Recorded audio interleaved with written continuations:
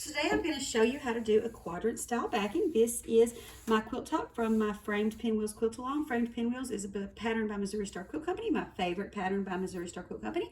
And here you see lots of beautiful Benartex fabrics. We have a layer cake in Delightful Daisies for the foreground. And I'm going to use these two pieces from Chalk Texture for the quadrant style backing. So these are two 2-yard cuts, and this quadrant style backing is going to work best for you for a throw size quilt. So we've got two 2-yard cuts, and the first thing we need to do is turn them into 1-yard cuts. So you'll grab one of your cuts. We're going to fold it end to end. So I'm lining up the selvages on this side, and I'm going to fold it end to end.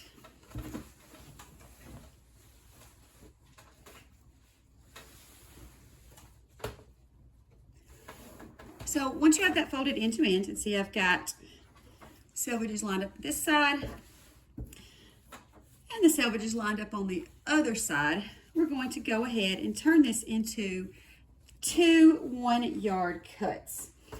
And I'm just going to grab my scissors and keeping that folded end to end, just running through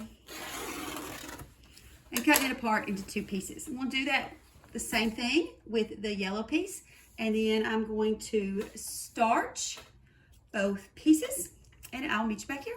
So once we have our 4 quadrants starched, and these are starched nice and crispy, we are going to sit 2 pieces together side by side. So here I've got a green piece and a yellow piece, and I've got these selvage to selvage. So on the green piece, I have the plain selvage, and on the yellow piece, I have this selvage, have the words on it. So we are going to sew these together. So I'm going to mark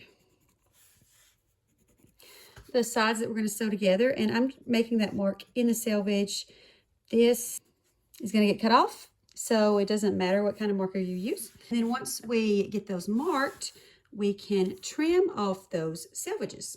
So we're going to trim off the selvage on the green one first, and you'll just trim off all of the selvage as close to the selvage as you can without leaving any of it there. And the fact that we starch this is going to help a lot, because it's going to help this stay in place, so that when we have to move this to trim off more, it stays nice and straight and cooperative for us.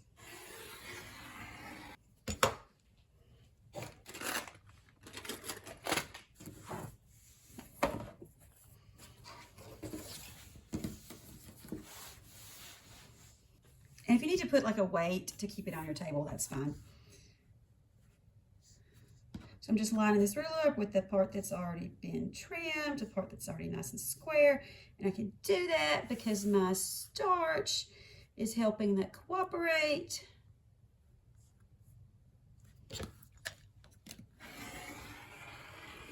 All right, and that part's trimmed. We'll just set this aside.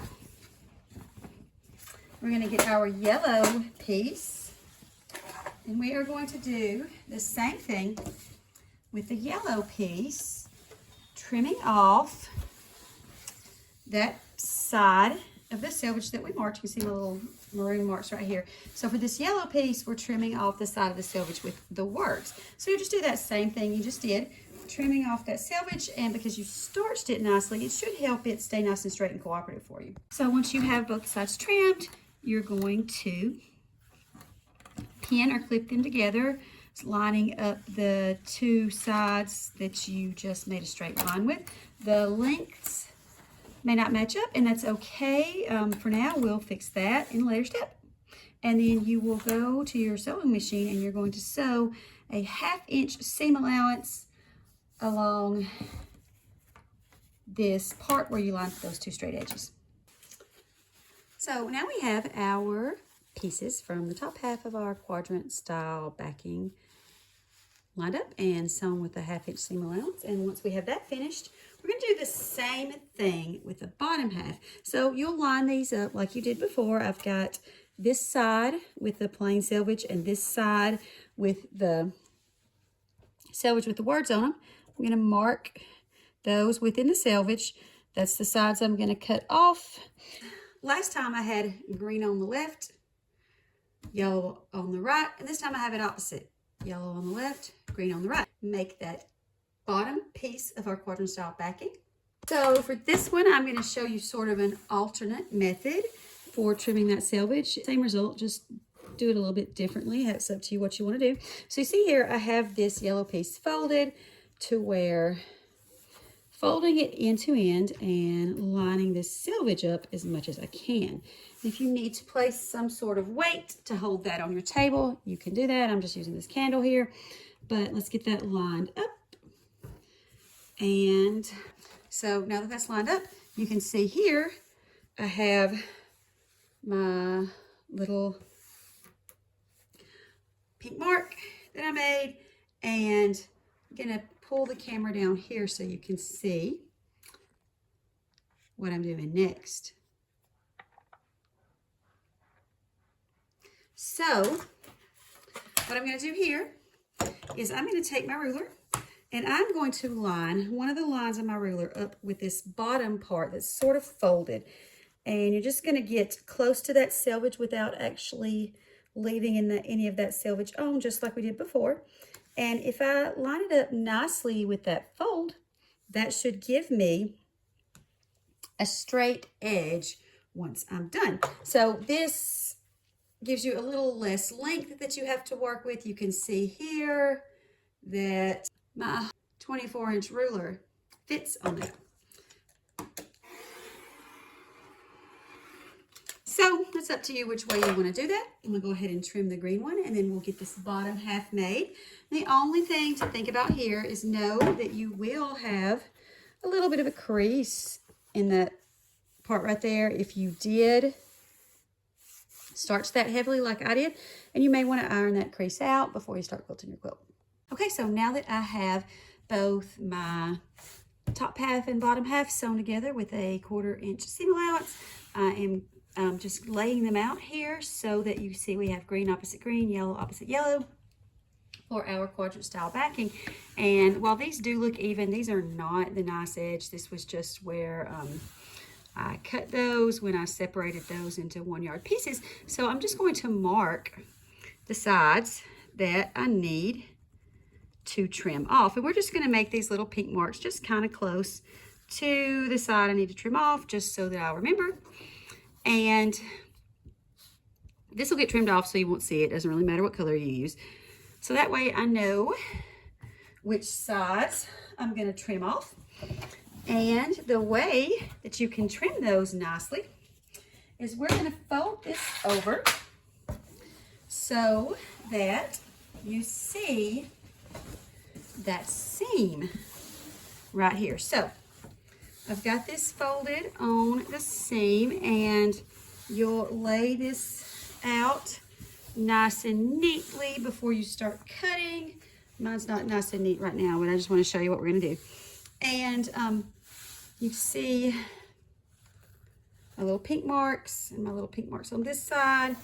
And so what you'll do, once you lay that out nice and neatly, pretend I did, you can grab your ruler and you'll line your ruler up with this seam that you sewed, and that's going to keep that nice and straight for you. So you see, these don't line up nicely, and we don't necessarily expect them to because I didn't square those off, but just keep them together and laid out nice and flat so that when you line up a line on your ruler with this seam line and cut along the edge, you can get that nice and square. And we'll do that with both halves of our backing on the side that we marked. Now that I have both of my pieces sewn together with a 1/2 inch seam and have the parts of the two halves that are going to need to meet up nice and squared off, I have pressed my seams on both of these to the dark side, so towards the green side in this case.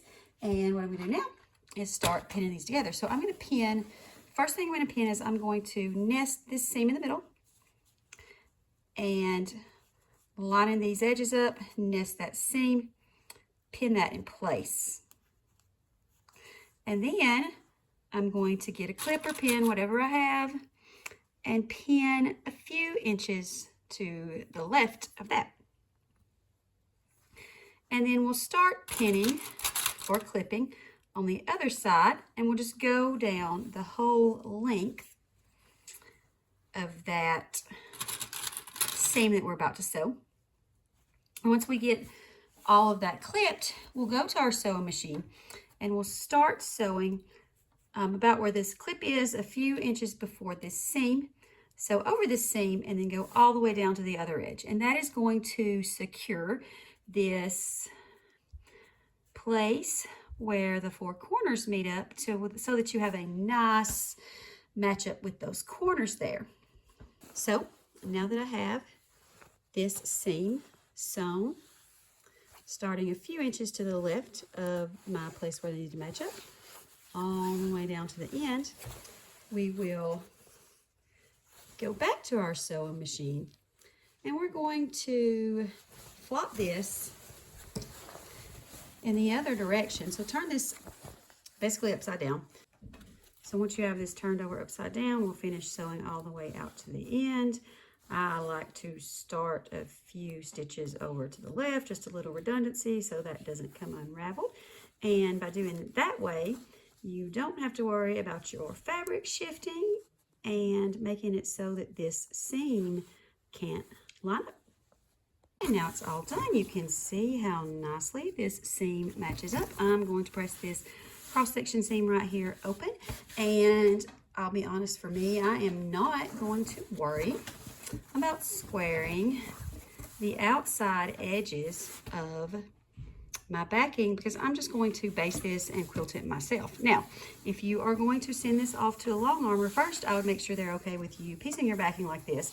But if it's okay for you to send this off to your long armer with piece backing, you will need to square the outside edges of your backing, and you can do that by folding it over along the seams and lining your ruler up with the stitch line like I did when I was squaring off the side of each piece. And obviously, anytime you're working with sending your quilt off to somebody else to have it quilted for you, if they give you different instructions than what I'm telling you here, mind what they say instead of me. So I hope you like this quadrant style backing, and I will reveal the final framed pinwheel quilts in another video.